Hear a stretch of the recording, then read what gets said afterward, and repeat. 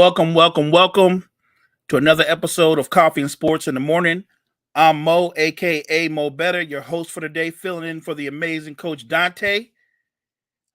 Along with me today, I'm expecting the incredible, the versatile Jory from Jory Sports Stories, and new to the Sports Empire Network. Welcome, my guy, William Morgan. How's everyone doing this morning? Thank you for having me here. Thank you. Welcome, both of you. It's great to have you on. Let's jump right into it, guys. So we're wrapping up the NBA season. We've got a champion. It's the Denver Nuggets. Going forward, who or what team is the biggest threat to the Denver Nuggets repeating next season? I'll throw it to you first, William. I'm not ready to write them off quite yet. I know they've got a coaching change, but I'm not ready to write them off. I still say the Bucks. I still say the Milwaukee Bucks. I think they match up very, very well with what the Denver Nuggets like to do. When you look at matchups, they're very similar. And again, I know they're going through a coaching change, but just by looking at that roster and the way they like to play, I say the Milwaukee Bucks. Okay, let me give you a follow-up. I don't disagree. The Bucks are a great pick. Granted, what happened with the Heat, that might be a one-off, or that just might be Miami Magic. But do you think, with what you saw in the playoffs, do the Bucks need to add anything? Do they need another wing defender, or do you think that just 100% healthy, they can go out and win it all next season? I do think they need another wing defender. I will agree with you there on that. I think they do need another wing defender because you might have a KCP go off on you, which is always possible with his game, assuming they can keep him. But if they can get that done, I think that'll be the team that will give them the most problems. Okay. Jory, same question to you. Which team is the biggest threat to the Denver Nuggets repeating? I would say Milwaukee, but you said Milwaukee, so I'm gonna go with 1A, 1B. I say the Celtics, even though I feel like they need like a piece or two because they're planning on keeping the core together, but they just match up so much better when it comes to like size and talent. Like that's why I say the Bucks. I mean, not the Bucks, the Celtics. Like they just match up better size-wise. They do need some more consistency when it comes to late in the game. They do need to stop the late game struggles, but I feel like that was because of a coaching downgrade and they need more leadership. But I feel like the Celtics, if they give a piece or two, they should be a bigger threat to Denver than they were this year. That's a good pick because a healthy Robert Williams always seems to up his game in the playoffs. So I think that's a good pick. So I think that the NBA historically, I think we can all agree on this. It's always been top heavy. It's not unique. It's always been a top heavy league. I'm looking at the Eastern Conference. I see 3 title contenders. There are a lot of playoff contenders, but I'm looking at the Celtics, the Bucks, and depending on what Pat Riley can do, I wouldn't disregard what the Heat may put together with a reconstructed roster. But I agree with both of your points, both of your picks, because Boston has all the talent in the world. They have what most teams covet. They have 2 dynamic two-way wing players as their 2 best players. But let me ask you this, though.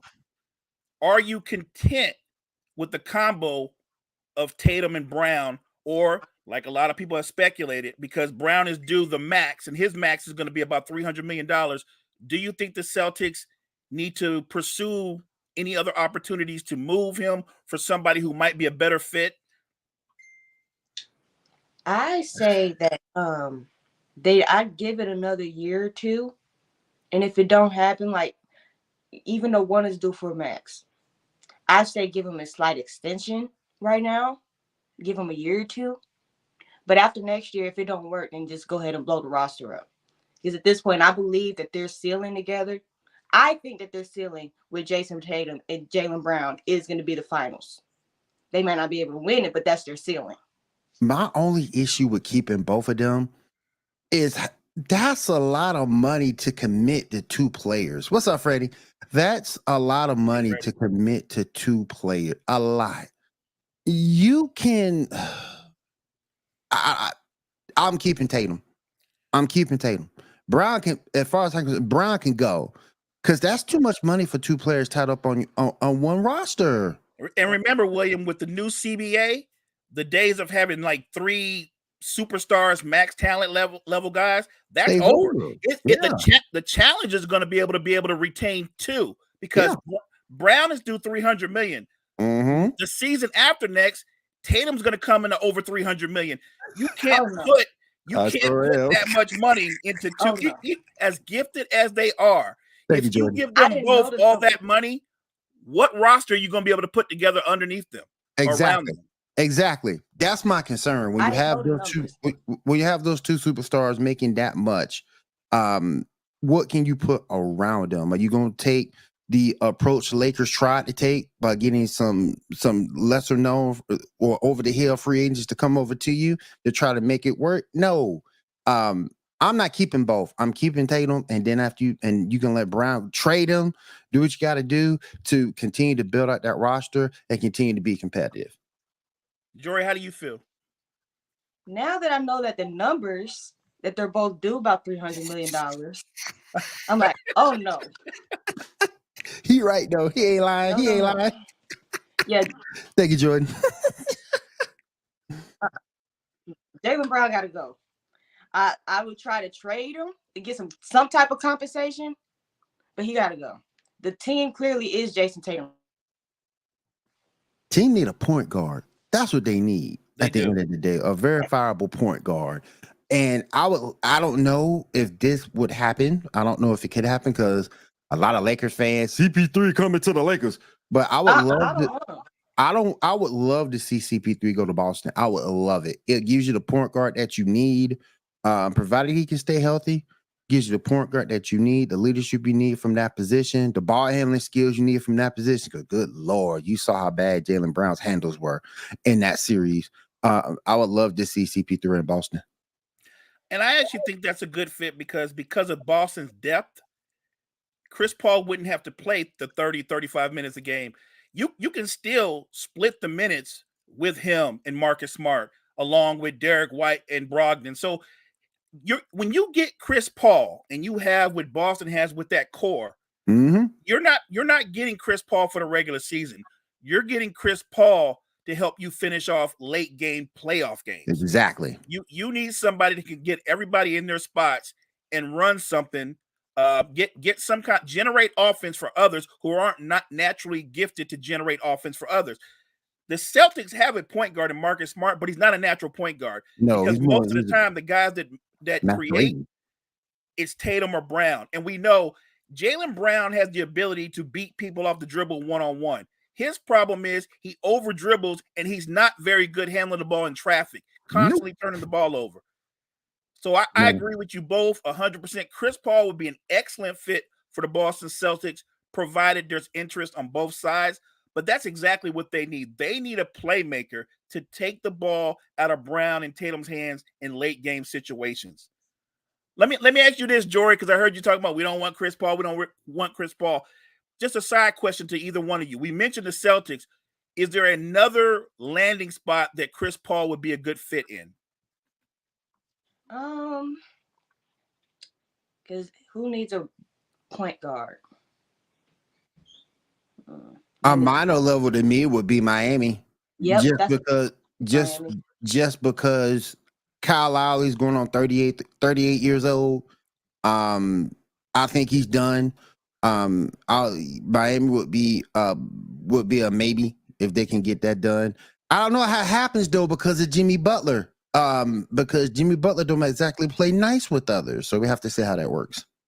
Maybe, but Chris Paul's a veteran, and I think he's motivated by trying to get that ring. He is. I think he would fit into the Heat culture. Big picture, I think the two best landing spots for Chris Paul are in the Eastern Conference with either the Celtics or the Heat. He would be impactful in either franchise. My only issue with him going to the Lakers, you would have to get rid of D'Lo. And with the way D'Lo played over this last playoff series, who's going to want him? Who's going to want D'Lo?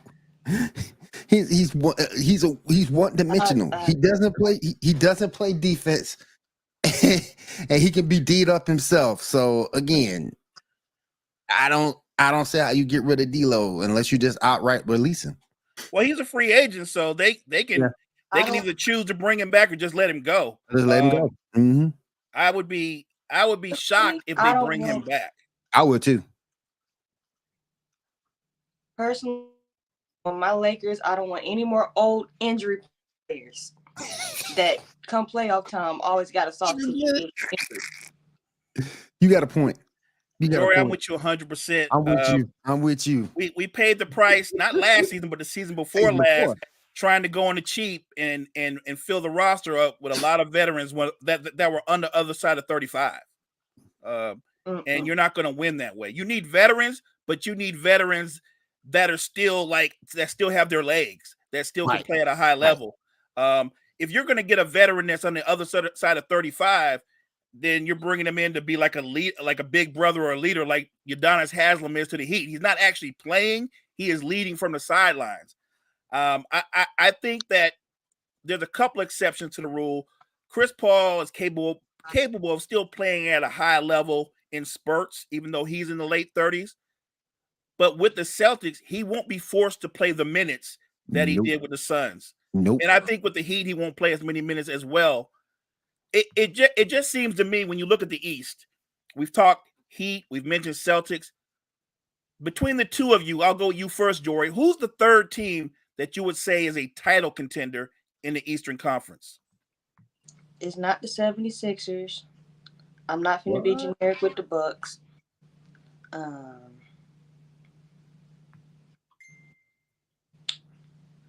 If I wanted to really reach, let me think.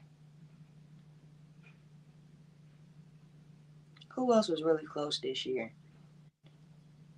I mean, if Cleveland could actually get it together and get a few more pieces around Donovan Mitchell and the other, I forgot his name, just like that. They could be very But they've got Evan Mobley, so you don't want to forget about him. Yeah. They don't lack for talent. They just need experience. Yeah. They just need more experience. But I feel like in the next few years they could be close to the top. I mean, you've got Darius Garland and you've got Donovan Mitchell on the perimeter. They're both gifted offensive players. Yep. If I said that Cleveland has a flaw, it's that when you look at the way the NBA is evolving again, very few teams now play with two bigs. Very few teams play with two bigs unless one of those bigs can space the floor and shoot from distance. And when you look at Jared Allen and Evan Mobley, who's still developing, both of those guys do most of their work in the restricted area. And it showed in the playoffs versus the Knicks. If you got two bigs and they're zero range players, you make your whole offense that much easier to defend. So I think that for Cleveland to take another step, either Mobley develops a better perimeter shot or they stagger their minutes because they can't be on the floor together that long. My third team is Miami. And I still say you get there because they have experience. They've been to the finals 2 of the last 4 years. They have the coaching. They have Pat Riley. So I still say it's the Bucks, the Celtics, and the Heat.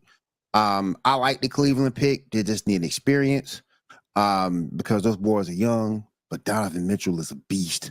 So I like the Cleveland pick. They're just young, man. I get where you coming from with the 76ers because A, you don't know if you're going to retain James Harden. And B, I don't know what that coaching change is going to look like. Joel Embiid just makes me upset because I don't understand. You're 7 foot tall. Why are you on the perimeter? Keep talking. Why are you on the perimeter? I don't understand that. You take yourself from being a 7 footer to being 6'5" on the perimeter. And I don't understand that. It kills me. If he was on that low block all the time, punishing people, Philly would win a lot more games than what. And don't forget, William, he's not just 7 feet. He weighs at least 275, maybe 280. Yeah. So if he gets in the post and he's aggressive, the only thing you can do is foul him. Yep. I don't understand why him and Cat both do that. What's up, Coach Jonte? But I don't understand why. I don't get why him and Cat do that. I don't get it. What I know what Coach's opinion is. My opinion is you can have all the talent in the world, but this thing right here, what's in there, that you either have that or you don't. I just think there are a lot of guys that are gifted, but they don't have that want. And I think, man, and I think the Heat have that. They were just against a juggernaut this season. They were too small. I posted a question on Facebook, and for a topic for this show, is small ball over? I personally don't think it's over, but I think the big man will be more considered now after what you see what Denver did, after what you see the run LA was, the Lakers were able to put on Anthony Davis. So I don't think small ball is over, but the big man will also be considered more. I think you'll see Dwight Howard come back into the league next year. Really? Yep. I don't know. I don't know about Dwight, man. He over there playing with.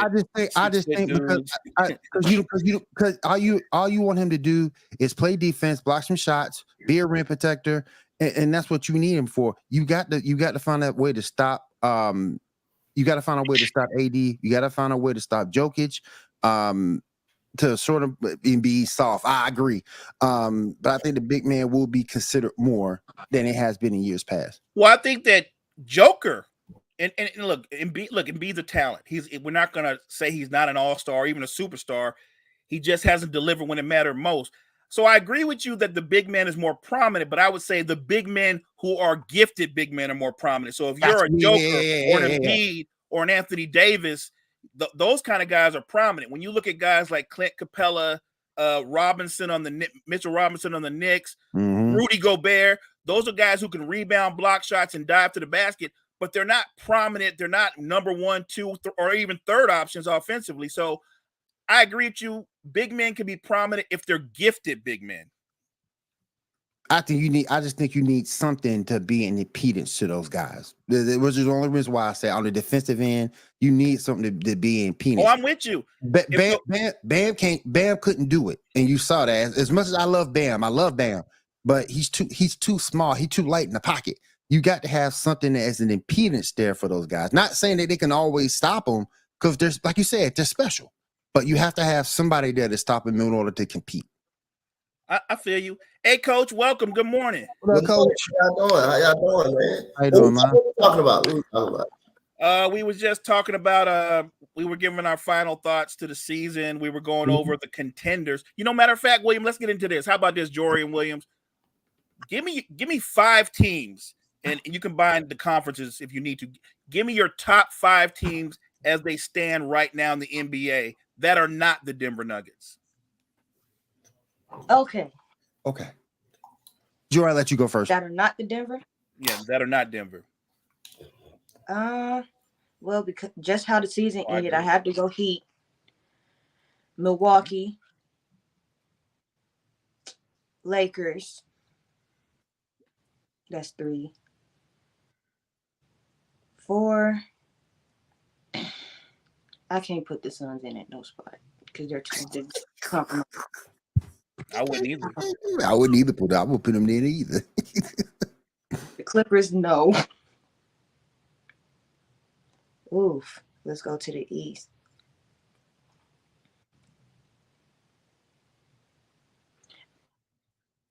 No on the Celtics. I really have to think about it because once you said without Denver, it kind of threw me off a little. It throws you off.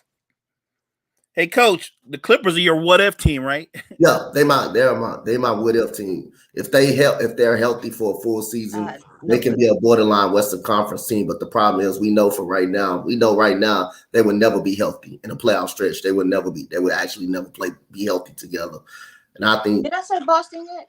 No, you didn't say Boston. Boston, and I already said the Heat too. That's kind of tough. It's like after you get through those 5, everything else is kind of That's kind of tough. No, that's fair because here, Coach and I were talking about this on yesterday's show, Chris too, is that the East is pretty clear. You're looking at Miami, you're looking at the Celtics, you're looking at Milwaukee. In the West, outside of Denver, it is wide open. Wide open. That next team that can contend. And I guess right now we're all at the mercy of what happens in the draft and what happens in free agency. And I'm scared to put Dallas on there because I don't know if they're going to keep Kyrie. Oh, I can tell you right now, whether they keep him or not, they're not a top 5. They're not a top seed. No. I You don't got have to worry about that. I got Bucks. I got Heat. I got Boston.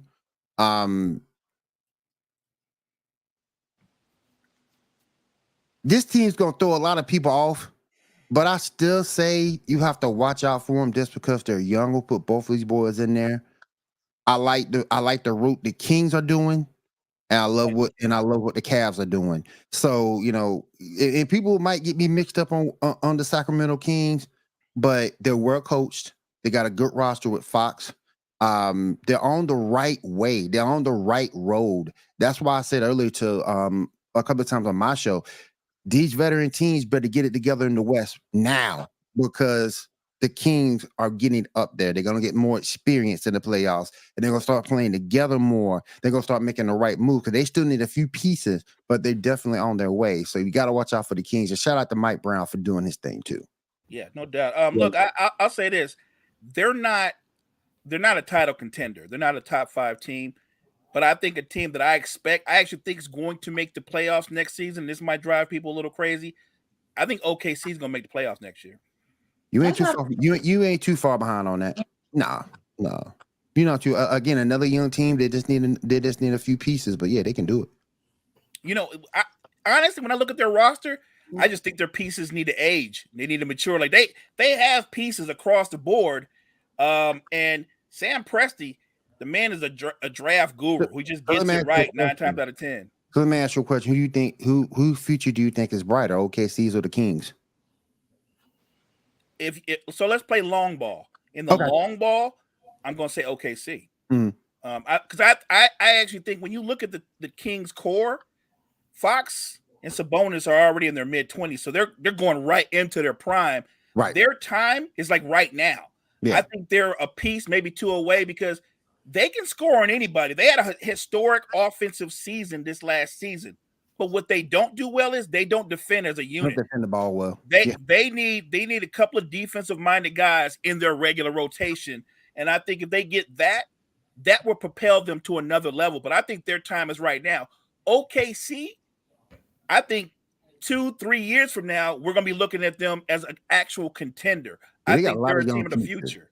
They got a lot of young pieces too. And look, don't sleep on what Coach Udoka will be able to do in Houston as well, because I actually expect big things from him and the Houston Rockets in the future. I look for him more maybe year 2, year 3. Yeah, I'm not expecting a miracle in year 1, but I expect an improvement. Year 2, year 3, I really think Udoka is going to take off in Houston.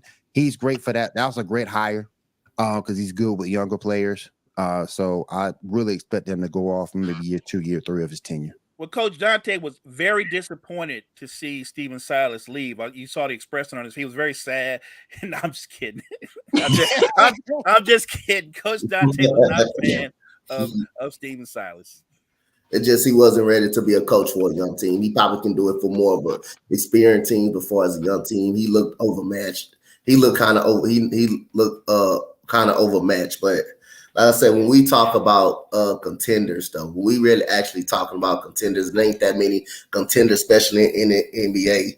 Like when you go to the East, you only got 3. I only think it's 3. I only think it's actually 3, to be honest with you. And up and down between 4, 5, 6, 7 playing tournament teams are not really good teams. The Sixers are a good team, but they're no threat. Don't get me started on the Sixers or Joel Embiid, but I'm gonna just say they're not a contender team. They're a very good team. They remind me of the Cowboys of the NBA. They're the Cowboys of the NBA. Second round out. Good enough to make it, but not good enough to win. So Miami, I think they just one piece away. I think they just one weapon away. You can get that with Jimmy Butler and Baum by yourself. I understand Tyler Hero was out. He was a big difference for them as well. He was 2 points per game. But if you get one more piece for them, I think they're good. I think they're fine. They already beat the Bucks 2 out of the 4 years. They can be surprised if they do it again with that one more piece. And plus, when it comes to a big star, Pat Riley is going to always be in a mix for a big star. He's going to always find a way to try to pull it off. Milwaukee, long they got Giannis, they're going to be there, but they got to sign his 2 teammates. They got to sign and get his 2 guys back, Middleton and Brook Lopez. They're free agents this year. So they got to get them back. But I still think they will be fine in the Eastern Conference with Giannis in that lineup. Boston, they're still going to be fine. Even what they do with Jaylen Brown, they're going to have Tatum. They're going to be fine. But anybody, Toronto, rebuild mode. Atlanta Hawks, they got front office issues and a players issues. I live down here. I live down here. I live down here. I live down here in Georgia. I live down here in Georgia, and I'll tell you right now, that whole Hawks organization just trash. I don't understand. I don't understand. I don't understand their moves, man. I don't get Jory, it. you feel the same way? Trash. Yeah, I live in Georgia, and I'm like, I'm not down 20 to go see the Hawks. Like, no. Trash, man. Like, they have no defense. This team, I thought this team was really going to be a surprise team in the NBA. DeJounte Murray was my favorite, literally one of my favorite guys in the NBA that I love, bro. And for this team to be this bad and this inconsistent throughout the whole year, I mean, it was a stretch when they had a chance to really just put it together. You can't lose to San Antonio and Charlotte on back-to-back nights. You can't lose to those type of teams if you're a playoff team. They lost to San Antonio and Charlotte, and especially one of Charlotte at home. You cannot do that if you're a playoff type of team. So that tells you how bad that team is in the Western Conference. It's a lot of what else in the Western Conference. What if the Clippers can stay healthy, which we know they would never be healthy. Now they would never be healthy in a stretch run. What if the go ahead, Joe? Go ahead. I was about to say, don't even get me started on Popovich. Don't even get me started. Turn on Trae Young in a minute. Atlanta finna turn on Trae Young, but and just like that, I forgot what I had to say. Don't even get me started on Pop, though. Don't even get me started on Pop, man. Coach Dante, don't even get me started on Pop, man. Oh my gosh, don't even get me started, man. Not a Pop fan. Don't even get me started on Pop. I just never thought Pop was good to coach a young team, particularly with the way the players are nowadays. He's talking to me like that. Oh, heck no. I'm not going to let him get away with that. You saw that with Kawhi. I just don't think that he's good for a young roster. I think he's good for a veteran roster, but I just don't think he's good for a young roster. I think his message gets tuned out. He's very military-based, kind of like Bill Belichick. I ain't feeling that for a young team. Like I said, if it was a veteran team, he'll be perfect. But a young team, I don't think he's good. They're going to look a lot better this year with Big Vic. They're going to look a lot better this year with Big Vic. Assuming Pop don't piss him off.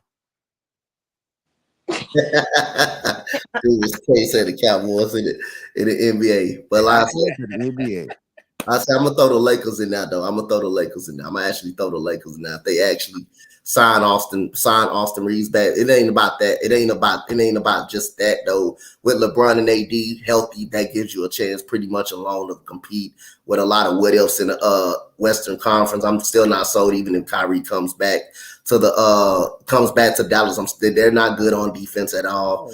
They're not really good on defense at all. And the Kings, I gotta see it. I gotta see one more year. I gotta see next year. I think it's more pressure on them this coming year than it was last year. They gotta grow. That's true. They gotta grow. So I gotta get them. I gotta get them at least one more year. We already know what Denver is. We already know how of a juggernaut Denver is gonna be. We already know how they is. So like I say, it ain't that many contending teams when you talk about contenders. It ain't really that much. No. And in the West, it's a lot of what else. That's it. It's just a lot of what else. I agree. So there was a rumor that the Heat tried to acquire Kyrie Irving. So I guess the question is, had the Heat been able to acquire Kyrie Irving, would that have made them better, or would this run not have happened? My thing on it is it would have gave him a proven shooter, but it also would have already compromised size that you don't have, and Kyrie don't play defense is what you needed versus Denver. So it wouldn't have worked. They wouldn't even got to the finals had Kyrie been on that team, in all honesty. One thing about Pat Riley, if he gonna get you, you gonna play basketball. That's one thing about Pat Riley. Yes. If Pat Riley wants you and you go play for Pat Riley, you ain't got that. If it's not working, he gonna get you up out of there. He gonna get you up out of there. So at the end of the day, I believe it would have worked, but I don't believe it will be enough. I believe it would be enough to beat Denver, but it would have worked. If you're going to play for Pat Riley is not going to bring you to Miami. He's not going to bring you to Miami egotistically. He's not going to bring you in there to run the front office. You already seen what he did to LeBron James when he down on that. If he wants you, you're going to come in there and play hard, and you're going to come in and buy in. You're not going to come in there and do what you want to do. So yes, it would. Kyrie would have had. Kyrie was going to buy. Kyrie was going to buy in with Pat Riley if he really wanted him. You can't do anything half-assed for Pat Riley. Yes. Nothing. You have to go in there full throttle with a full buy-in. I don't think it would have worked either. No, he doesn't play defense. He never really has played defense. And yes, I agree with Gene. He underperforms a lot, and he starts pouting when he don't get the basketball. So I don't think he works out for him. Thank you, Jory. So you don't think Kyrie would have worked in Miami? No. Okay. Look, I just think what Coach said, it speaks volumes. Pat Riley, if he's eyeing you, if he's interested in you, then he thinks you're a ball player, and you got to buy into that Heat culture. You don't change what they do. You change what you do to adapt to what the Heat do. So I think it could have worked, but for the sake of this season, this particular run with this roster and what they did, I don't think Kyrie was necessary. I do agree with Coach, though. Had they had Kyrie, it still wouldn't have been enough to beat the Denver Nuggets. No. I think the Heat is too structured. Like, the organization is too structured for the likes of Kyrie. Because Kyrie was going to do what Kyrie want to do. That's why I don't think it's a good fit. Because the Heat, he wants to take his time, like he did with. You hit the nail right on the head, Jerry. Because he wants to take his time off when he wants to. He wants to do this, that, and the other when he wants to. And you're right on that. That's not going to work in a Pat Riley system. That's not going to work. You hit the nail right on the head. So staying in Miami, we're going into this offseason. We kind of brought it up, but we can go in a little in depth. Obviously, Pat Riley, the Heat organization are going to go big game hunting. Everybody, and I'll start with you, Jory. Give me the one player you think they're going to go after this offseason. Like, I think they should. Like Gene said in the comments, I think Dame Lillard is a perfect fit. He's a shooter, and he will play defense. Like, you don't have to worry about him doing whatever he want to do. He's going to fall in line with the system. He's going to do his part. So you don't have to worry, and you don't have to worry about necessarily hot and cold shooting either. Because you know with Dame, what you're getting in and night out, he's going to shoot the ball regardless. And a few of them going to go in regardless. So I feel like that's the perfect fit for Miami. And that's who they realistically should go. Now, whether he wants to leave out of Portland, that's the biggest problem. That's the biggest question. Because whether or not Dame going to want to leave Portland, that's the big issue with that one. Look, and I think that's a great point because I think Dame is looking to see what Portland is able to put together this offseason. That'll determine probably more and more his desire to leave. He's been committed to the Blazers his whole career. But he said with a straight face, I'm committed to trying to win a title here. My only problem with that is that's not realistic. He's not. If he stays in Portland, he's not winning a title. And to piggyback off that, who wants to go to Portland? Nobody. Who wants Nobody to goes to Portland? Nobody goes to Utah? You got to have something to make me want to come over there, and they don't have anything for you to get over there. Nothing. So if Miami is going after Dame Lillard, I have to assume they're going to include picks and they're going to include Tyler Hero, right? I agree with that. I agree with that. Now, if you're Portland, you got to give up. You got to do that. No, go ahead. I'm sorry, William. Go ahead. You got to give something to get something. So I agree. Coach, do you think Dame is the best choice for Miami, or is there somebody else that you have in mind that would be a good fit? I think Dame is the best choice for Miami, but we already know how about Dame, so I'm going off the radar. So since Dame is the obvious choice, Dame will help them immediately.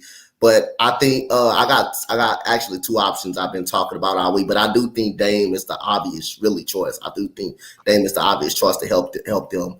And I'm gonna go Chris Paul.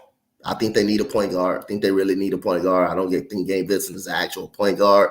And I'm gonna go Bradley Beal. I think they need another guy on the perimeter as well. Slide Jimmy to the 3. Bam can play the 4. Kevin Love can play the 5. And then you just bring in Chris Paul and bring Vincent off the bench. I think that tandem will work. You already get there. You're not far away, but I think we all know Dame is the obvious choice that can really come in and help them out. You don't got to play Chris Paul for a full season. You just need him healthy in the playoffs, which is that's unproven to be healthy in the playoffs. But I do think it spares him for a full season. And plus, you got Bradley Beal, so you don't need, if they get Bradley Beal, you don't need to throw him. You don't need to throw him out there throughout the full season. But I do think Dame is the obvious choice, and I would love for Dame to be in Miami. Let's take some of that pressure off Jimmy Butler. Oh yeah. I like the Bradley Beal idea. I like Bradley Beal as a second or third option on a title contender. I think that's a better role for him. I don't think he's a lead player. I think that he's more of a follower than a leader. So I think I'd rather have him as a second or even a third option. The pressure of being the guy wouldn't be on him in Miami. I think he'd be that much better in Miami. I think he would adapt to that culture well too, as well. Being around Jimmy Butler, being around Pat Riley. If Chris Paul is there, floor general, that would be a scary team. Coach, you already said they went to the finals with Jimmy Butler and Bam Adebayo. And Bam can't be your second best player. Right, He cannot be your second best player. Right. But I think a better Bam, if Bam's your fourth option, he's going to be a better version of Bam. He's going to be a better version of Bam. So I do like that pairing. If they can find a way to pull that off, and like I said, I always tell people, do not underestimate Pat Riley. He said Pat Riley's a shark. I'm telling you, Pat Riley wants you there. You gonna play. Him that's not gonna play with you. If he go, hey, he gonna revive your career too. You gonna play. Pat Riley does a good job of getting the most out of guys, and like I say, Jimmy Butler like guys that want to work. You see, the Timberwolves, they was on a 16-year drought when he got there, and he changed that organization. Not faithfully when he got hurt against my Houston Rockets that dropped him down, but he come back. He get them 2 wins in a row at the end of the season. They get up in the playoffs. That team that year wasn't even an 8 seed, but the problem with that team, Karl Anthony Towns and Andrew Wiggins didn't want to work. That's the problem. They didn't want to work. And these bunch of guys that they got on Miami and that Heat culture, these guys worked it hard, and you can tell on the court. You think these bunch of undrafted free agents ain't gonna go out there and play hard? Yes, every team was better than them. They played, was talented than them, but they wasn't a better team. They wasn't a better team on the court than those guys, because those guys play hard and they wanted it. And Kyle Lowry had accepted his role. He realized, hey, I'm not a starting point guard no more. So that's perfect. That's perfect. That's perfect for the Miami Heat. Pat Riley not gonna bring you in now. If you're not gonna work. You're not gonna play that crap. Pat Riley is one guy that don't play. That don't even play.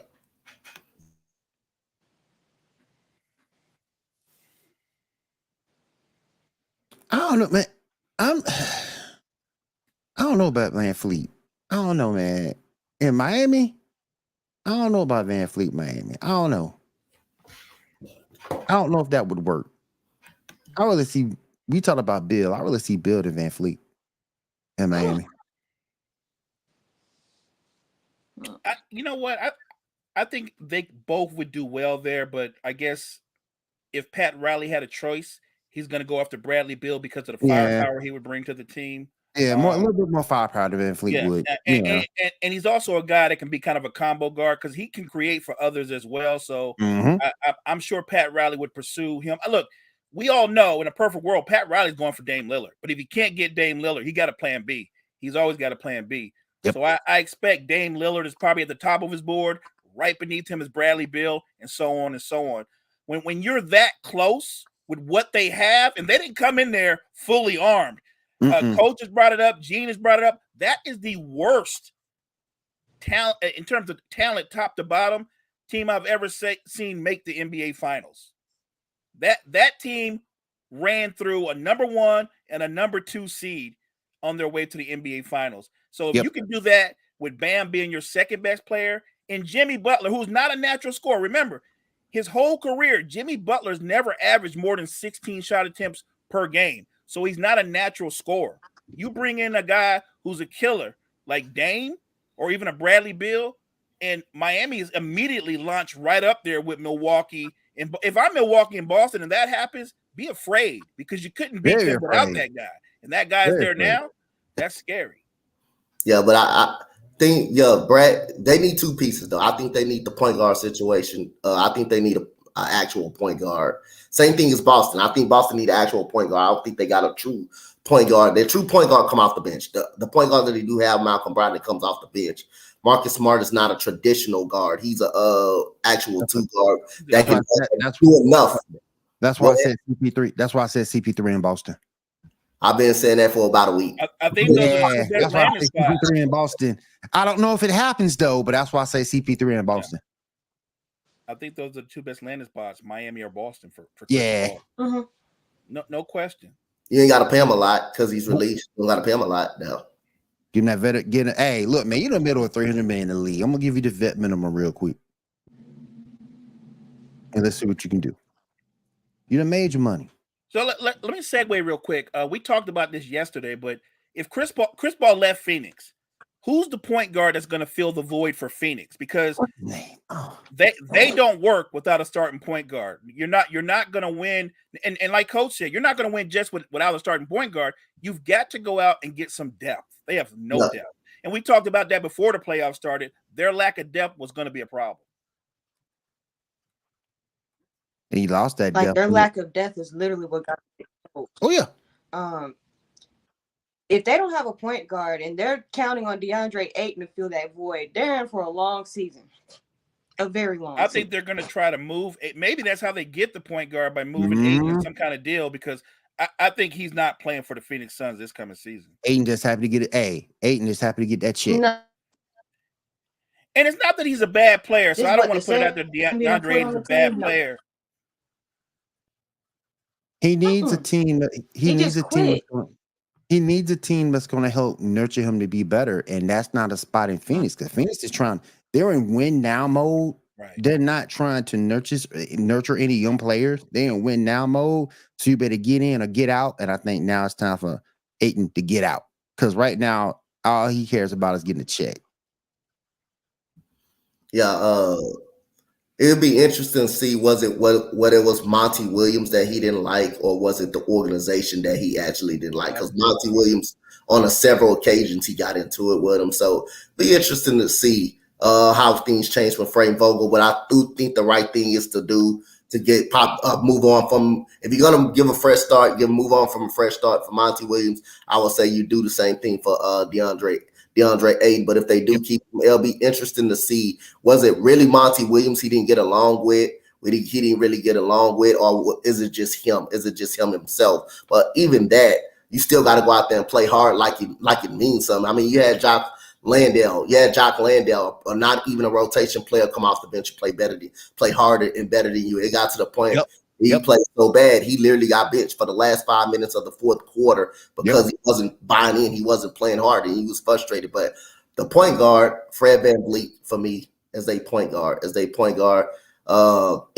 playoff contending team, I think Fred VanVleet can play on. Fred VanVleet is underrated. I think he's under the radar. The guy for the last 3 straight seasons been averaging 20 points per game for 3 straight seasons as Toronto point guard. And he also averaged 7 assists. So he can be a playmaker. And he's a good efficient jump shooter as well. So I believe him, but I still think they need depth. They need a lot. They need some more depth, not just a point guard. They need depth because they depth on the bench kind of hurted them a lot, hurted them real bad. They need a 3-and-D guys. What they need, you got rid of that, and Jay Crowder doing that doing that trade. So they need a 3-and-D guy there. Yeah, they lost a lot. Well, look, when you go after Kevin Durant, you're going to give up a lot. Yeah, they traded away their 2 best defenders, and that cost you on the perimeter. And I think going forward, yes, get the point guard, but you're still going to have to get some dogs to go out there to do the dirty work. If you don't have guys that go out there to defend at a high level, or at least make your team competitive defensively, you can't win games. You got to be able to get stops, even if they're random at times. You got to be able to get stops. Let me ask you this. I mean, I heard Dylan Brooks was looking for it. And he's a defensive stopper, right? Pat Riley go get Dylan Brooks. He'll straighten him up. Watch. I think so. I think he needs Pat Riley in his life. I think he needs Pat Riley for real.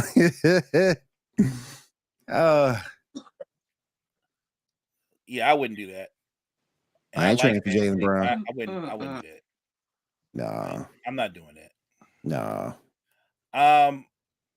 Let me ask you this, guys. Name a free agent that would be a perfect fit for the Golden State Warriors? Somebody they would be looking to acquire going into next season. Ugh. They need a big, a true big, not a Draymond. They really need a true big. They really need a true big. You know, it's funny, Coach. We talk about this guy from time to time because you had him in Houston. They've got him in Atlanta. I think Clint Capella would be a great fit in Golden State.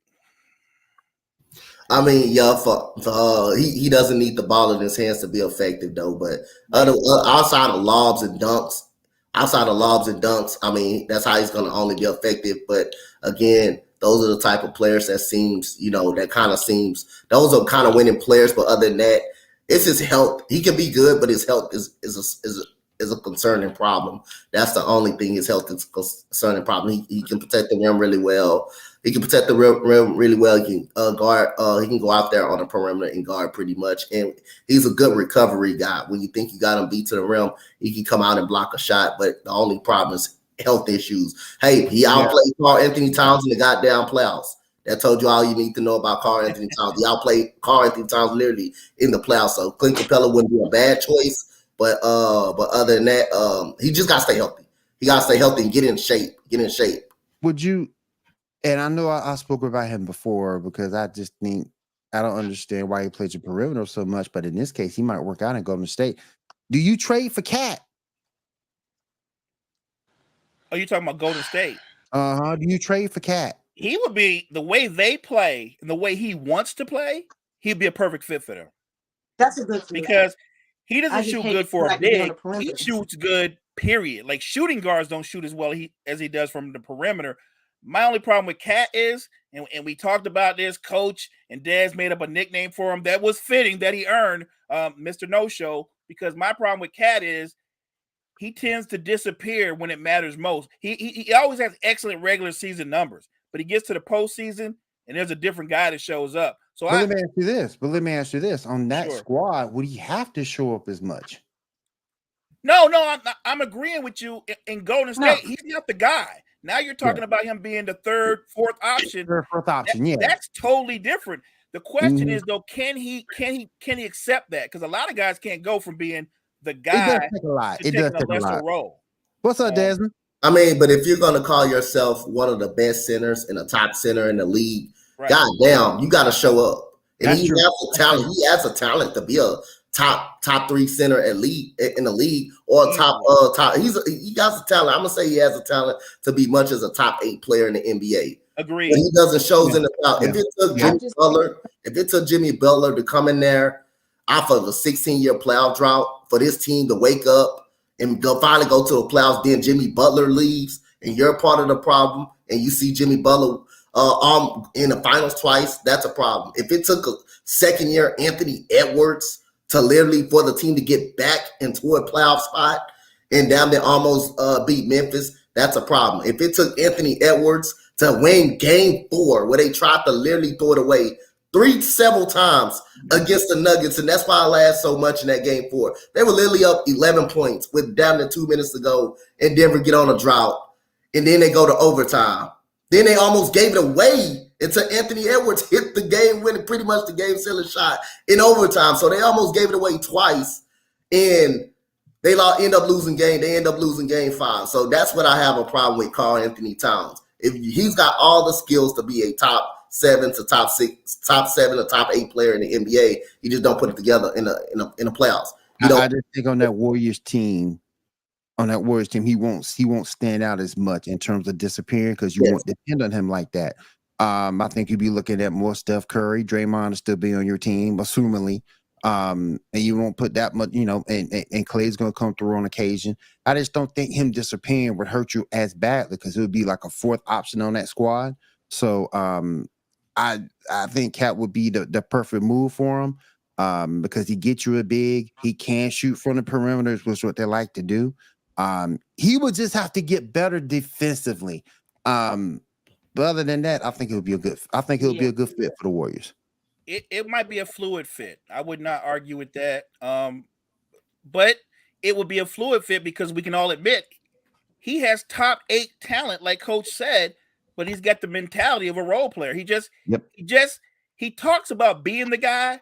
He don't have this to be the guy. He's not this to be. And guess what? That's not necessarily a crime. I think people put a lot of pressure on Andrew Wiggins when he first came out. They wanted Andrew Wiggins to be the guy. That's not who he is mentally. Andrew Wiggins is talented, but he never had a number one option mentality. He goes to Golden State, and he fit with Golden State seamlessly.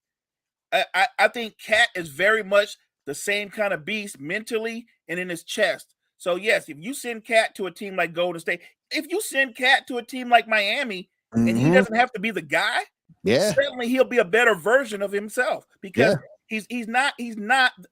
We could do a whole show. We could do a whole show on basketball players that are talented but are not the guy. We can do a whole show on that. Like Aaron Gordon, really good.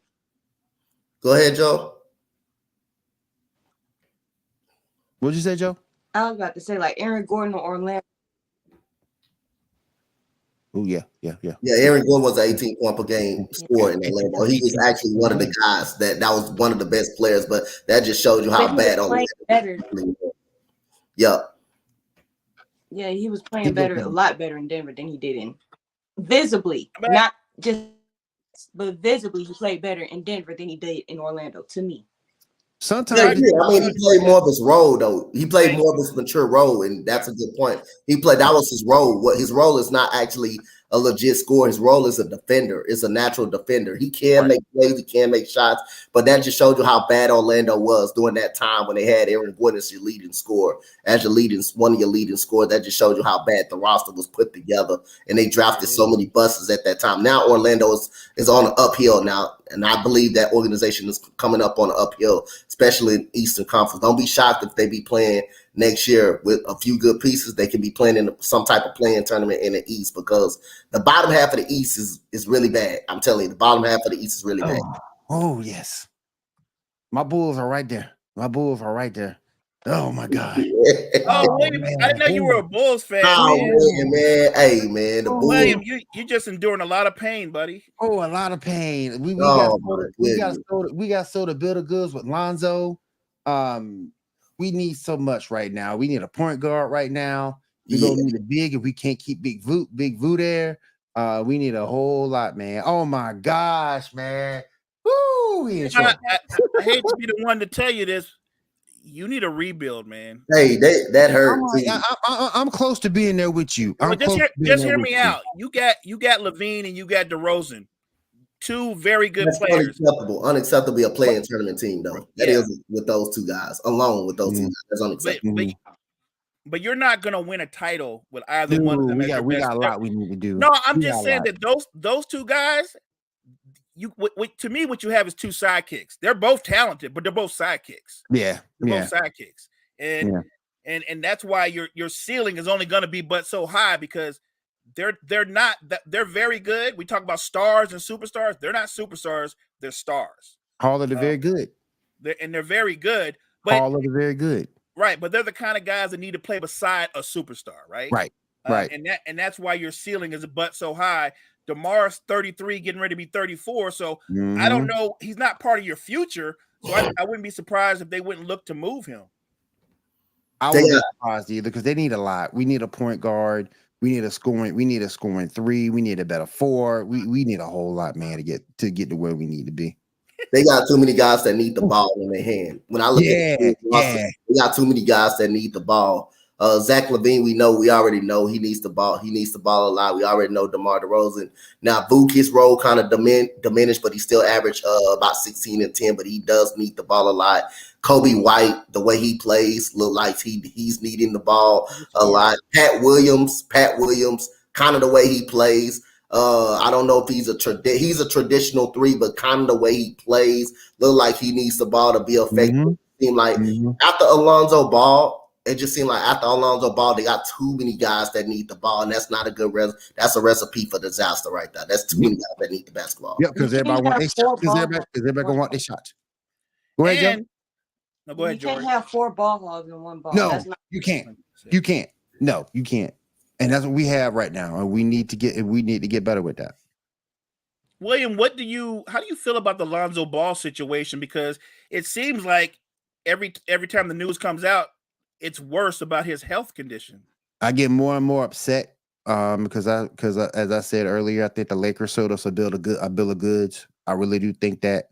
I don't know if, and the Bulls aren't in the same position of the Denver Nuggets, because you saw the Denver Nuggets just waited on Jamal Murray to go through his injury stuff, but they were still contenders. The Bulls aren't contenders, so they can't afford to wait on Lonzo to get better. So I don't know what you have. I don't know if you'll be able to. He's hurt. I'm not trying to be cruel or anything like that, but I think he needs to go. And you start putting in pieces that you need. Don't depend on Lonzo to come back. Let him go and work on getting the pieces that you need. Look, we already know we need a point.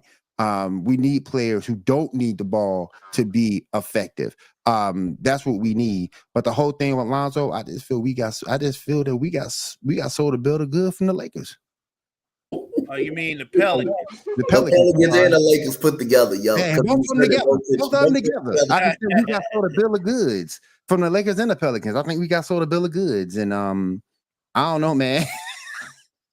It is a sad situation, Michael. I feel you, but at the same point, I'm not trying to be mean.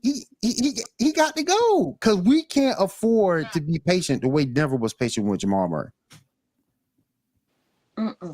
I'm gonna tell you, with his injury, and him having to get a full cartilage transplant in his knee, Lonzo needs to stop. Doesn't need to focus on basketball right now. He needs to focus on his health. And he probably needs to take a step. Focus on walking again and get that together. Yes. Once them knees go out up on you, it's pretty much a done deal. Once them knees go up on you, that's a problem. That's gonna be a problem. You're pretty much done at that point. So it's sad because we are just I remember when Lonzo first got into the league, his shot was broke as I don't know what, and he had just gotten to the point where he had almost halfway fixed it, and now he was on path to become one of the best 3-and-D guys in the league. I mean, that's how talented he was. He had found his lane. He could lock down on defense. He'd become almost a 40% guy from 3, and this happens to him. It's a sad story. As a fan, I just hope the young man can get healthy enough to where he can have a normal life. If I want to get greedy, I hope he can make it all the way back to the NBA and can continue his NBA career. But right now, that seems to be very much in doubt. Oh, yeah. Very much so. Very much so. Final topic. So, Stefon Diggs not coming to training camp, being a distraction. He's always chatting. He's always chirping. How much a distraction is Stefon Diggs going to be for the Bills going into this season? Let me start with you, Jory. I like that, Michael. He's being a brat. For whatever, Stefon Diggs, when he's not happy, it's like a spoiled brat. And this is not his first rodeo. When Buffalo lost that playoff game, what did he do? He threw a temper tantrum and he left 5 minutes later. That's true. What did he do when he wasn't happy in Minnesota? Act out. That's true. Then he's been doing cryptic social media things post all offseason. So whatever the reason is, he's not happy. Him and Josh Allen and the Bills got some things to work out. I don't know if it's with play calling, him not getting the ball or whatnot. But the Bills operation does not look right without Stefon Diggs. So they probably want to try to mend that, but he might be trying to force his way out of Buffalo. But as far as a distraction, I'm like, you knew this was coming when you got him from Minnesota. He acted like this with Minnesota, so you could have assumed that he was going to act like this with y'all. That's my opinion on it. He is a distraction. Wait on me, because I got too much to say about this. I'm gonna let Coach go. Go on, Coach. I got too much to say. Go on, Coach. I think the actual problem is they ain't winning how they were expected to win. They're not winning. They're not winning. They're not at that Super Bowl mentality that they were set out to be. I mean, last year was supposed to be a year. Last year was supposed to be a year, and you got shut down by the Bengals. You got embarrassed by the Bengals. Year before last, that was supposed to be their year. I thought that was the best chance for them. Year before last, before that defense self-destructed. That defense was good all season long, and that defense self-destructed. But like I say, y'all you got good enough weapons to do anything. The problem is, hey, I understand. The running backs for Buffalo is not bad. They just don't use the running game. They rely so much on Josh Allen. I'm telling you, the running back group that they had, Devin Singletary and James Cook and all those, they wasn't bad. I mean, if they were that bad, Devin Singletary wouldn't have been a 900-yard running back. He wouldn't be a 800-yard running back if he was bad. They just rely so much on Josh Allen throughout the run game and the passing game, and that forces Josh Allen to make a lot of mistakes. When you do so much for him and you put the ball in his hands, he's a high risk, high reward guy. He's going to go for it all. He's going to go for a big plays when they're not there. He's going to take chances.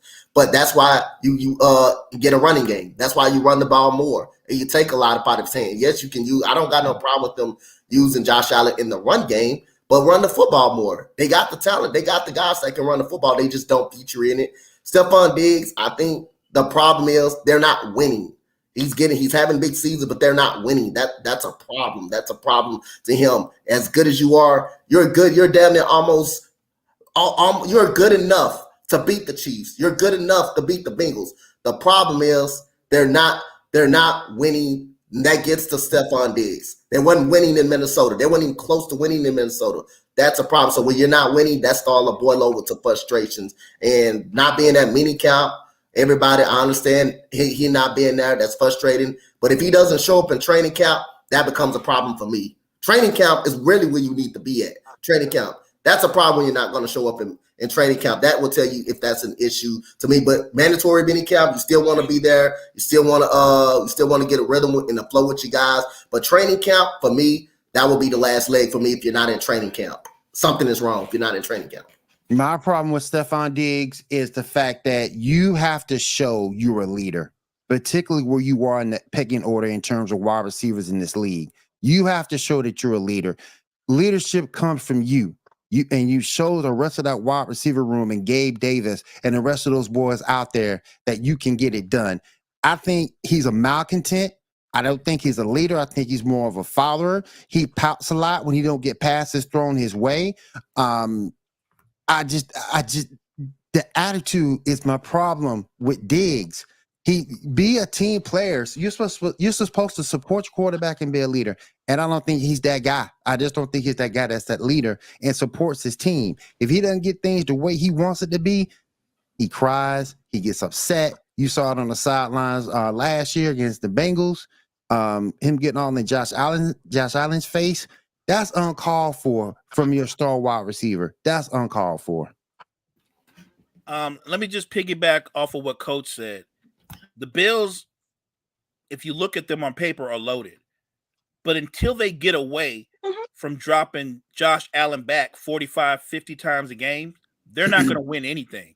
And he's big and physical and can run the ball, but he's also an easy target and easy to hit. And when you get hit that many times, I don't care how big you are, you're a quarterback. It's going to take its toll. They need to establish that run game. Those running backs, I can tell you right now, there's two guys on that roster to me that are 1,200, 1,300-yard backs if they commit to the run game. So I actually think a little less Josh Allen will make you a better Buffalo Bills team. And like I said, I like James Cook. He's a dude that can run it and catch it out the backfield. I like James Cook. I don't know why, for whatever reason, they won't turn the reins over to him. I don't understand that. And it limits it by you running the football. It limits his decision making. It limits his decision making a little bit more. So at the end of the day, Stefon Diggs, 5 straight seasons of 1,000 yards. So the problem is he had 1,400 yards last year. The problem is it's not productive. The problem is they're not winning. how they was expected to. How all of us post judge them to be. We expect this team. This team is good enough to be in an AFC be an AFC title team, or good enough to be in a Super Bowl team. When they beat the Rams, dominate the Rams last year, you like, goddamn. You like, goddamn, this could be a really scary team the way they beat the Rams, the way they did last year on ring ceremony night. You thinking, goddamn, this team maybe to finally get to the breakthrough and get to a championship, get to the Super Bowl. But again, the problem is emotionally and physically, he's not there because, again, they're not winning. And when you're not winning, your superstars, any type of superstar, will be frustrated and throw a temper tantrum. How you think Odell Beckham feels right now? Oh, he feels damn good because he got a ring. He feels goddamn good at this moment right now. Odell when he was doing that crap too, because I'm like, yeah, upset about not winning, but don't be infantile about it. Yep. Grow up. Right. And to piggyback off what you were saying about Josh Allen, you saw a lot of turnovers come from him late in the season. Yes. If you would have ran the football a lot more, those turnovers would cut down on most of those turnovers because you're running the football or you're slinging it out the backfield, or somebody like Singletary can catch, James Cook can catch and create. So I agree with you. Run the football more in between the tackles. Your line is good enough to do it. Run the football more, use your running backs more, take that pressure off Josh Allen. And no doubt he's a gifted player. Coach is right. High risk, high reward. He is a gifted player. And a big boy. When I watch him play, though, he's got a lot of Brett Favre in him. He's a big boy too. He is a big boy, but he will throw passes that shouldn't be thrown into double coverage because he's got that much confidence in Diggs and his arm strength, and that'll cost you. So I really do think commit to that run game more, make him make less decisions. He'll be a more efficient, a better quarterback. A better quarterback, they're going to be a better offense. They're going to be a better team. They'll have more success. I think it all kind of like tidal waves. If they're going to have more success, you're going to have a better Stefon Diggs. I'm not excusing him for his behavior, but I certainly can understand his frustration. I can understand his frustration because his team is being hyped up every year to be the team to come out of the AFC or to be the team that's going to beat Kansas City, and then they come up short. So I'd be mad too. Like, mind you, they didn't even get to compete against them because they came up short. So I'd be frustrated as hell if I'm Stefon Diggs. Matter of fact, I don't know how Josh Allen isn't frustrated. That's what I'm saying. But when why isn't he more angry? Right. That young Folas, when they played the Kansas City Chiefs in Kansas City, and that game was a shootout. Think about it. That Buffalo defense was goddamn top 3 to top 5 all year long, and and the offense scored any given time they wanted to score. That defense let them down. I believe that's if they don't make it no more or get close to an AFC championship or get close to a Super Bowl, that right there made and broke them. That right there was the best shot that they had right there. Because you didn't expect that defense to perform like that. You definitely didn't expect that defense to perform the way it did. That offense did everything it could to win them the ball game. And that defense definitely lit up. And that last with 13 seconds on Tyreek Hill, he outran the whole team to the end zone. But when you're like Mo said, you're frustrated mentally and it gets to your head physically and it makes you throw a temper tantrum. When you have one of the talented rosters, especially the AFC getting better and better with quarterback play and stuff, and with wide receiver play, hey, you gotta, when that door open, you gotta hurry up and get through it. And the Bills just haven't got through it yet. The Chiefs beat everybody. Basically, was the best team with third string wide receivers. That gives you a testament on how Patrick Mahomes' greatness. That's to give you a testament how good he actually is. How good Mahomes actually is too, though. It got to happen soon. It got to happen sooner or later. If it don't happen this year, Bills roster will look totally different next year. I'm telling you. I'll give it a year or two.